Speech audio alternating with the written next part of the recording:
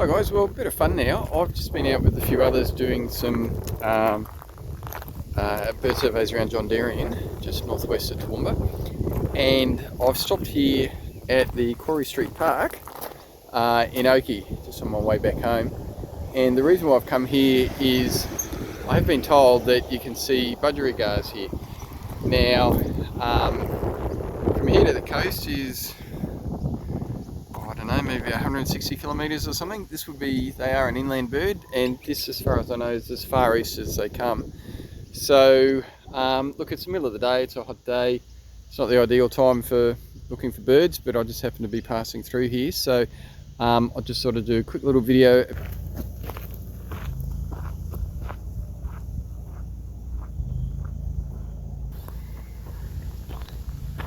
Well, it's very dry here. It looks like there is perhaps some kind of creek down there. Guy mowing his lawn, doing something over there. Pale-headed rosella in there. 2 of them, 3 of them. Wow.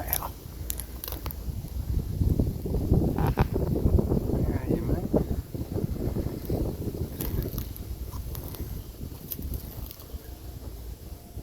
There you go. They're famously timid. Hopefully we'll see them again shortly. Now, yeah, the wind's picking up. It's not ideal birding. There's a magpie lark and a crested pigeon down there. We'll just keep going around the circle, see what's over here.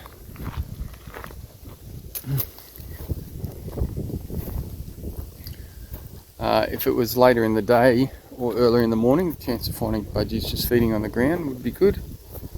You can see the black soil cracking up here as it dries out. We've got there another crested pigeon. Yeah, it's very beautiful.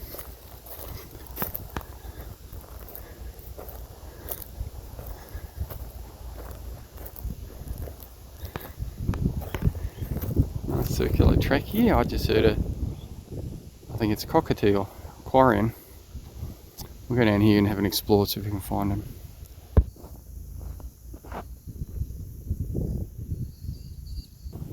You know, I'm hearing little birds. What have we got over there? Oh, there we go. 2 common miners. Hearing them, but I'm also hearing smaller birds as well. Windy conditions, birds harder to spot. They don't like to fly as much, it takes more energy out of them. But we'll keep looking. Well, look at this. Little dam slash wetlands. This would obviously be something with strategically placed oh,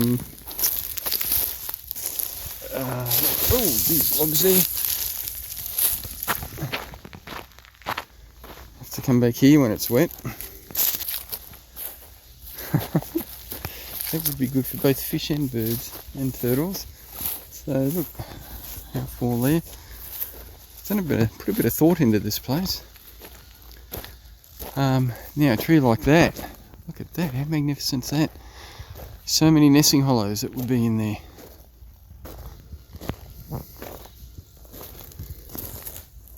Oh, pretty dry. So here's another dried out wetlands. Interesting, that table. What is that? Like a bird feeding table out in the middle there.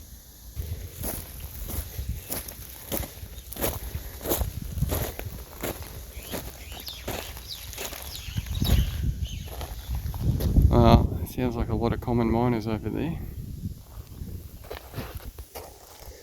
What is the purpose of this right out here? Something to do with fishing maybe, I don't know.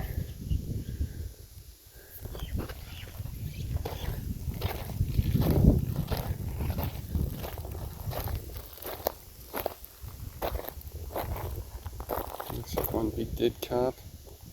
So this is obviously the lowest point, or the last bit to dry out. It's very sad seeing these fish here, but these are big too. But given that they're an introduced pest that cause a huge amount of damage in our waterways, yeah, it's sad. The eyes are picked out. Crows will come through and do that pretty quick. Very last bit, tiny little bit of mud here. and it stinks.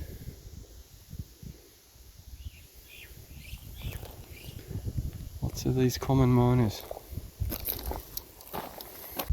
Okay, so there's a group of small birds flying around up here, and some of them just perched in the tree. I think they're martins. It's a bit hard to see from here, so I'll just take a bit of footage and we'll just check the ID when I get home. I'm pretty sure that's what we've got. Whether or not they're fairy or tree martins, we'll work out when we get home.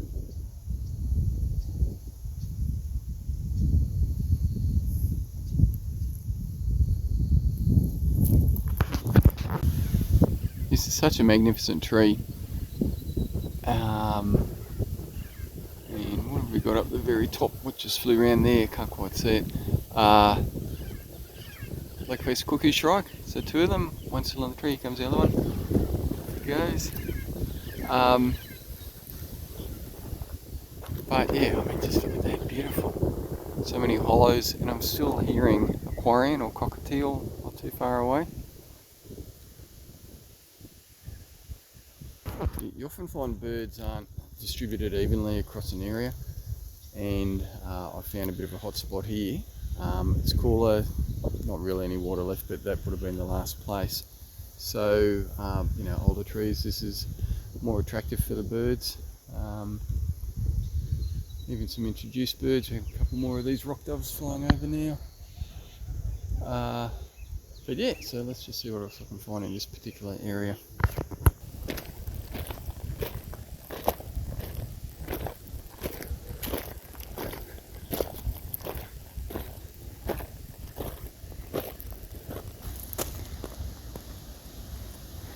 One laughing kookaburra.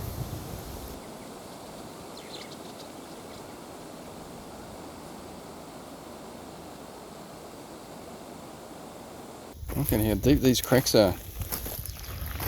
So I've come around the whole circle. Just where those weird little table things are. Let's just keep going around the rest of the park. Look, not likely to see budgies, but we'll just go around the park, and if we don't, it doesn't matter. It's an interesting look at this park. Just going to head down here and go, so it's getting a bit late. I'll need to get home and have lunch. But I'm very glad I've dropped in here. This is definitely a park I'd like to spend more time in earlier in the morning, and obviously when it's not quite as dry as this. Yeah, there's quite a good potential here for bird watching, that's for sure. Let's see what's in this little gully down here. Yeah, it's another dried up drainage basin, really. This must have been a natural waterway, and there's need to control the flow of water around here to prevent any flooding in the town, I expect, but makes for quite a nice park. Too many introduced birds though. Apart from that, great. So it's a lovely eucalyptus behind me here.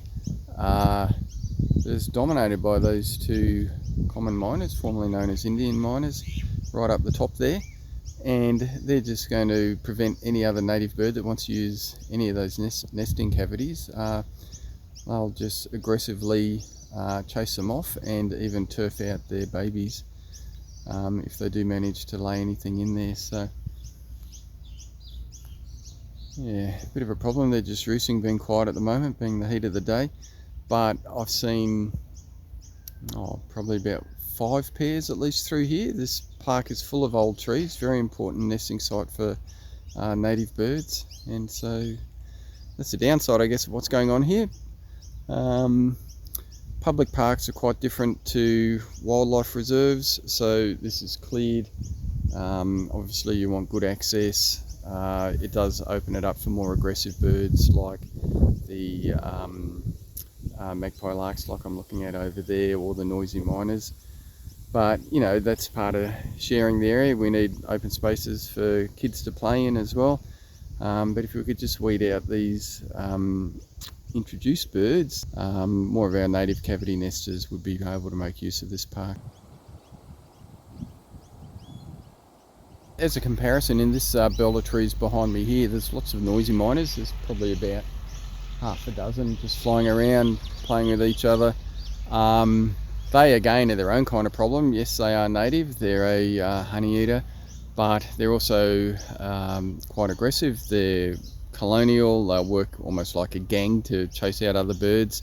They're fairly omnivorous, they've got a pretty flexible diet, so they do quite well in open areas like this with gum trees for them to retreat to and to perch from and just observe from. Now, the interaction between them and the common miners is not something I really know anything about. That's something I'd like to research. Certainly the common miners are able to hold their own there. I think possibly the biggest problem with them is what they're doing with the nesting sites, whereas the noisy miners, the biggest problem with them is how they'll attack smaller birds. So that's why if you want lots of smaller birds in your yard, plant lots of smaller shrubs and undergrowth. It's protection for them, and the noisy miners lose a bit of interest in it as well. So, and here we have 2 rainbow lorikeets going through. Now that's nice to see. They're also fairly aggressive as well. Yeah, so anyway, this is what's going on in here, a tug of war between different birds.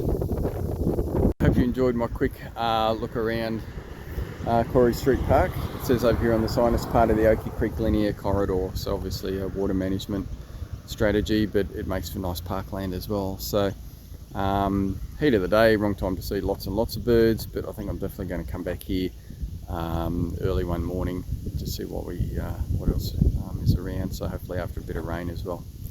So I hope you enjoyed that. If you guys have visited this park before, maybe leave some comments, see what you think, so I can see what you think. Okay, see you then, bye.